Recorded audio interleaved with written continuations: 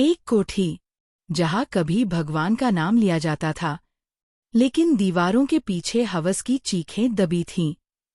और एक लड़की जिसने उस पाखंड को उजागर कर पूरे गांव की नींव हिला दी। जानना चाहते हो कि कैसे एक चुप रही बेटियों की आवाज बन गई? तो ये कहानी आखिर तक जरूर देखना। कोठी के पीछे छुपा एक रहस्य, हवसी पंडित की कहानी। गांव के बाहर एक पुरानी कोठी थी। काई जमी दीवारें, टूटा हुआ छज्जा और चुप्पी। लोग कहते थे वहां कोई नहीं रहता, लेकिन रात को दिए जलते थे। पंडित श्रीधर उसी गांव का प्रतिष्ठित नाम। हर पूजा में सबसे आगे, हर घर में उसे देवता का दर्जा मिला हुआ था। पर लोगों को क्या पता था, वो कोठी उसी की थी। हर गुरुवार वहां एक नई लड़की आती। कोई बहाना होता, पूजा, शुद्धि या ग्रह दोष। लड़की का परिवार बाहर इंतजार करता, और अंदर कुछ और ही चलता। लड़कियां सहमी हुई निकलती थीं। माँ बाप पूछते, सब ठीक हुआ? वो सिर झुका लेती। कभी कोई कुछ कह ना पाता। एक दिन पूजा के बहाने राधा वहां पहुंची, लेकिन वह बाकियों से अलग थी। शांत मगर चौकन्नी। पंडित ने दरवाजा बंद किया।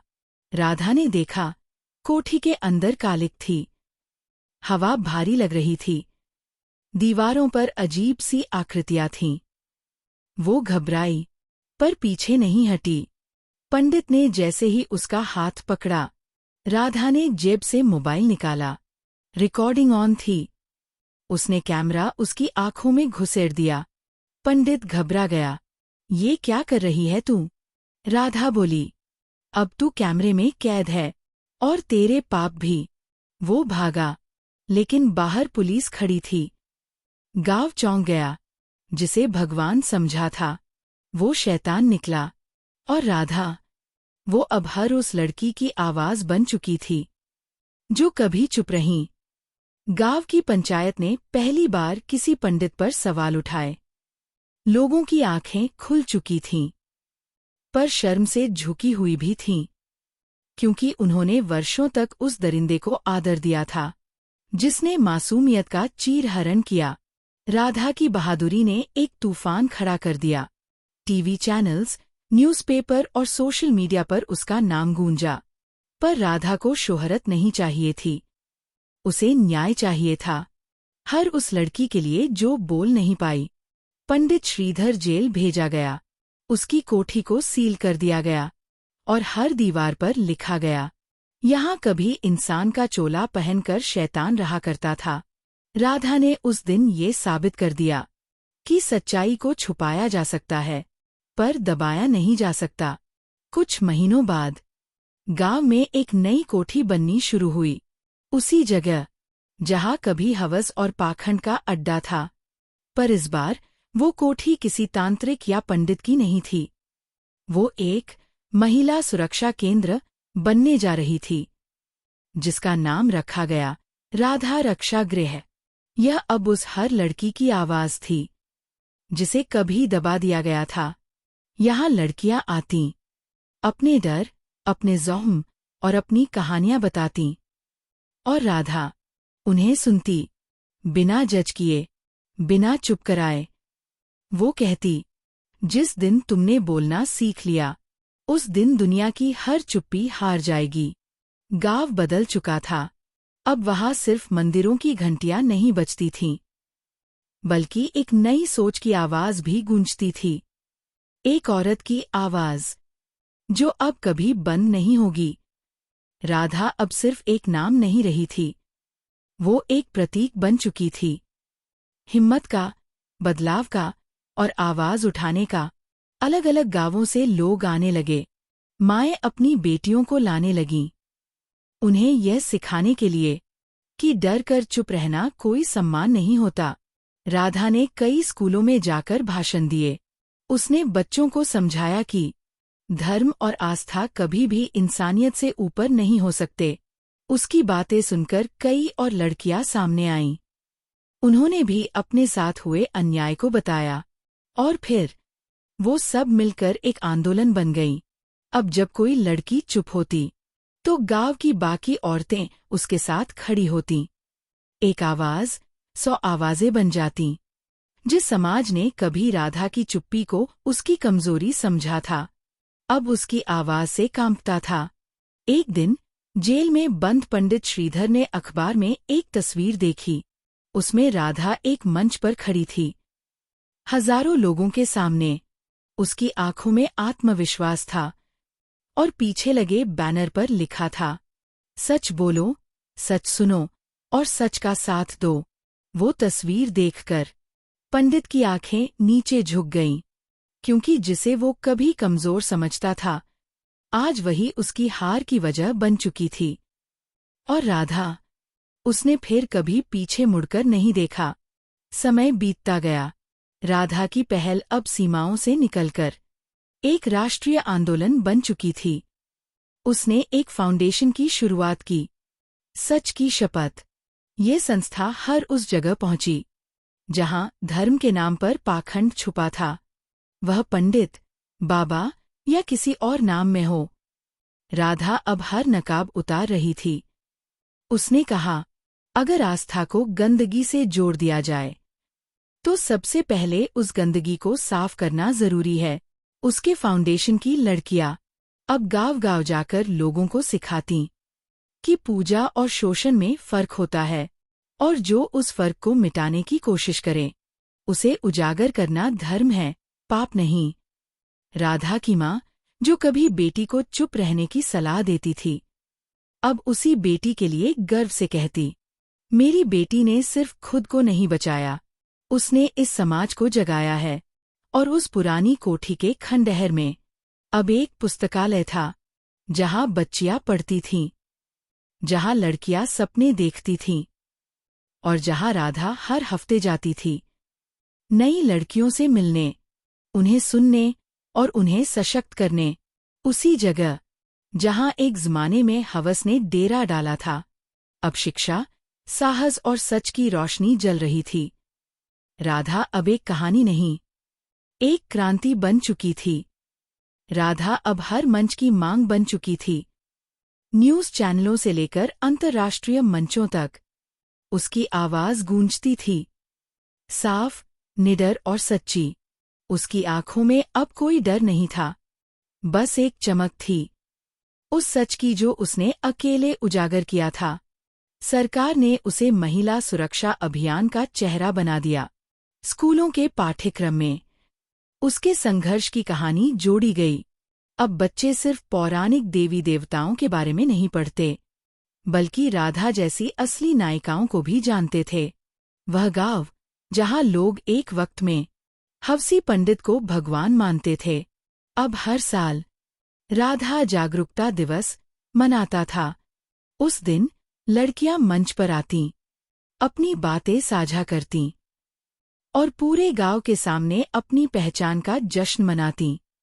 राधा हमेशा सबसे पीछे बैठती थी, शांत, मुस्कुराती हुई, जैसे कह रही हो, अब मेरी जरूरत नहीं है, क्योंकि अब हर लड़की खुद एक राधा बन चुकी है।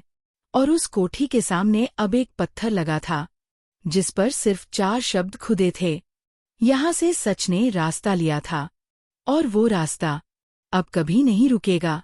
वो रास्ता अब एक आंदोलन नहीं, एक परंपरा बन चुका था। हर उस जगह जहाँ कभी डर ने डेरा जमाया था, अब राधा की प्रेरणा ने साहस बो दिया था। राज्य सरकार ने उसकी संस्था, सच की शपथ, को आधिकारिक रूप से महिला न्याय और पुनर्वास मिशन से जोड़ा। राधा अब जेलों में भी जाती थी, उन महिलाओं से मिलने जो वर्षों से बंद थीं। पर असल जुर्म उनका नहीं था, बल्कि समाज का मौन था। वो उन्हें दोबारा जीना सिखाती थी, अपनी पहचान वापस पाना, अपना हक वापस लेना। एक शाम जब राधा कोठी के सामने बनी लाइब्रेरी में बैठी थी, एक छोटी लड़की आई, गले में किताबें लटकाए, आंखों में चमक लिए। उसने पूछा, दीदी, क्या मैं भी आपके जैसी बन सकती हूँ? राधा मुस्कुराई। उसने लड़की के सिर पर हाथ रखा और बोली, तुम मुझसे नहीं, मुझसे बेहतर बनोगी, क्योंकि अब तुम अंधेरे में जन्म नहीं ले रही, तुम रोशनी में पनप रही हो। वो लड़की दौड़ती हुई भीतर चली गई। राधा ने आसमान की ओर देखा, नीला, साफ और खुला हुआ। वो जानती थी, उसकी लड़ाई खत्म नहीं हुई थी, लेकिन अब वो अकेली नहीं थी। अब सच बोलने वालों की एक पूरी पीढ़ी थी, और जहाँ सच होता है, वहाँ झूठ की कोई जगह नहीं बचती। ये कहानी यहीं नहीं रुकती, क्योंकि अब हर लड़की राधा है, और हर कोठी एक नया उजाला बनने वाली है। साल दर साल बीतते गए। सच की शपथ अब केवल एक संस्था नहीं रही थी, वो एक आंदोलन से भी बड़ा बदलाव बन चुकी थी। हर राज्य, हर गांव, हर कस्बे में उसका नेटवर्क था। महिलाओं द्वारा, महिलाओं के लिए। अब स्कूलों में बच्चियों को न सिर्फ गणित और विज्ञान सिखाया जाता, बल्कि अपने अधिकार, अपनी आवाज और अपने शरीर की गरिमा भी सिखाई जाती। राधा अब अक्सर मंचों पर नहीं जाती थी। उसे नाम की जरूरत नहीं थी। उसने बीज बो दिए थे। अब हर दिशा में पेड़ उग रहे थे। उसकी उम्र ढल रही थी, पर उसका संकल्प पहले से कहीं अधिक मजबूत था। एक दिन एक पत्रकार ने राधा से पूछा, आपकी सबसे बड़ी जीत क्या थी? राधा कुछ पल चुप रही, फिर मुस्कराकर बोली, मेरी जीत ये नहीं कि मैंने शैतान को गिराया। मेरी जीत ये है कि अब बच्चियां डर में नहीं, सच में बड़ी हो रही हैं।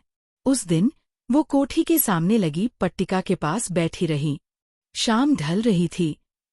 सूरज की आखिरी किरणें उस पुराने पत्थर को छू रही थीं, जिस पर अब एक नई पंक्ति खुद चुकी थी।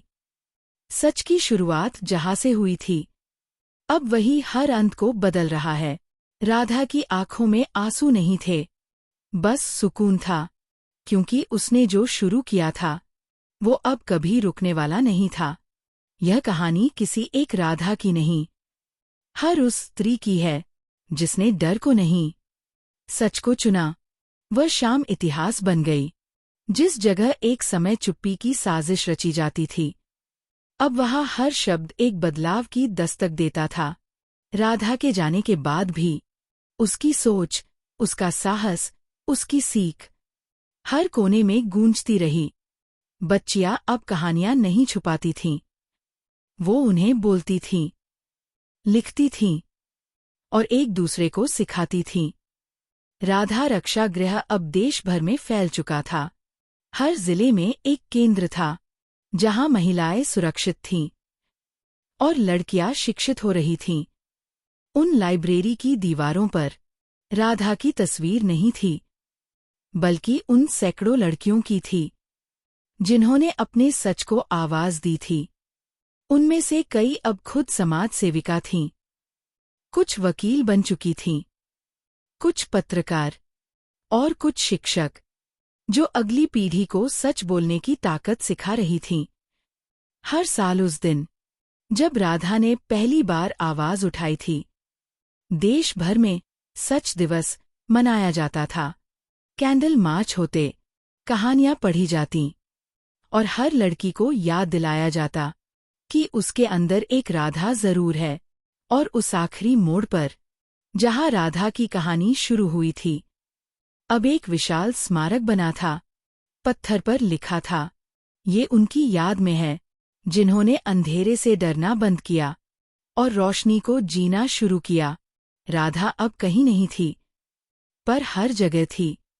उसकी आत्मा हर सच्ची आवाज में बसती थी। हर आँख जो डर से उठी, अब उम्मीद से चमकती थी। और यही थी राधा की असली जीत। एक ऐसी विरासत जो कभी खत्म नहीं होगी।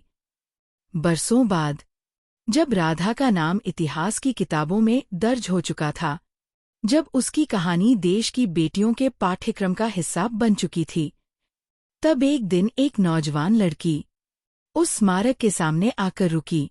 उसकी आंखों में वही सवाल था जो कभी राधा की आंखों में था, क्या मेरी आवाज कुछ बदल सकती है? वह धीरे से स्मारक के पास बैठी और एक कागज पर अपनी कहानी लिखने लगी। शब्द कांप रहे थे, पर कलम नहीं रुकी। उसने पहली बार अपने जख्मों को शब्द दिए, और जब आखिरी पंक्ति लिखी तो उसने उसे उस पत्थर के नीचे रख दिया जहां लिखा था, जो सच बोले वो कभी अकेला नहीं होता। पास खड़े एक बुजुर्ग ने उसे देखा और मुस्कराए। वो राधा की संस्था का स्वयंसेवक था। उसने लड़की की पीठ पर हाथ रखा और कहा, अब तुम भी उस रोशनी का हिस्सा हो जो राधा ने जलाई थी। लड़की ने सिर हिलाया, और एक नई सुबह में एक और राधा ने जन्म लिया। क्योंकि यह कहानी कभी खत्म नहीं होती। ये हर उस लड़की से शुरू होती है जो चुप्पी को तोड़ती है और सच को अपनाती है। राधा अब एक नाम नहीं, एक मशाल है जो एक से दूसरे हाथ में जाती रहेगी। जब तक दुनिया में अंधेरा है, वो रोशनी जलती रहेगी। और उस दिन, जब सूरज डूब रहा था और आकाश हल्के सिंदूरी रंग में बदल रहा था, वही नई लड़की, जिसने अपने जख्मों को कागज पर उतारा था, अब राधा रक्षा गृह के दरवाजे पर खड़ी थी। आत्मविश्वास से भरी, आंखों में आग और होठों पर सन्नाटा। उसने भीतर कदम रखा, जहां कई लड़कियां अपने अपने सच से लड़ रही थीं। वो अब उनके साथ थी, सुनने, समझने और उन्हें भी लिखने की ताकत देने के लिए। उसके हाथ में अब कलम नहीं थी, एक रजिस्टर था, जिसमें हर दिन एक नई कहानी दर्ज की जाती थी, एक नया सच। और जब रात होती, तो सब मिलकर उस कोठी के सामने इकट्ठा होते। लाइट जलती, कहानियां सुनाई जाती। ना कोई मंच होता, ना कोई नायक, बस लोग होते, अपने सच के साथ, एक दूसरे के साथ। और कोठी, जो कभी डर की गवाह थी, अब उम्मीद की मीनार बन चुकी थी। यही थी राधा की विरासत। न कोई मूर्ति, न कोई मंदिर, बस वो लोग जो अब किसी से नहीं डरते थे। एक नाम से शुरू हुई यह कहानी अब हर दिल में धड़क रही थी। और आखिर में उसी दीवार पर एक अंतिम पंक्ति खुदी गई, जब तक सच बोलने वाले जिंदा हैं, राधा कभी नहीं मरेगी। समाप्त।